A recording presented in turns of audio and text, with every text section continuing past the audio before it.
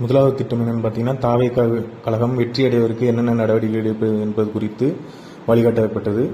இரண்டாவது, முக்கியமாக எந்தெந்த கட்சியுடன் கூட்டணி வைத்தால் எவ்வளவு பலன் என்பது குறித்து வரையறை காட்டப்பட்டது. மூன்றாவது, எந்த கட்சிகளை ஆரம்பிக்க வேண்டும், யாருடன் நட்பு பாராட்ட வேண்டும், யாரை எதிர்க்க வேண்டும் என்பது குறித்து பரிந்துரைப்பட்டது. நாலாவது, வாக்காளர்களை கவரும் வகையில் என்னென்ன அறிவிப்புகளை வெளியிடலாம் என்பது குறித்து முதற்கட்ட பேச்சுவார்த்தை நடத்தப்பட்டது. ஐந்தாவது, தேர்தலின் போது எந்தெந்த பிரச்சார உறுதிகளை முன்னெடுப்பது என்பது குறித்து பேசப்பட்டது. விஜயை முதல்வராக ஏற்பவரிடம் மட்டுமே கூட்டணி வைக்க வேண்டும் என்பது குறித்தும் திட்டவட்டமாக கூறப்பட்டது.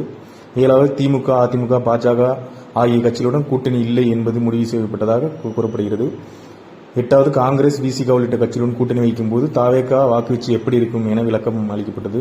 ஒன்பதாவது, கூட்டணி வரக்கூடிய கட்சிகளுடன் ஏற்கனவே மறைமுகமாக பேச்சுவார்த்தை தொடங்கிவிட்டதாகவும் தகவல் வெளியாகியுள்ளது. பத்தாவது, கூட்டணி தொடர்பான பேச்சுவார்த்தை இப்போது எதுவும் தொடங்காது, நவம்பர் மாதத்தில் தான் உடன்படிக்கை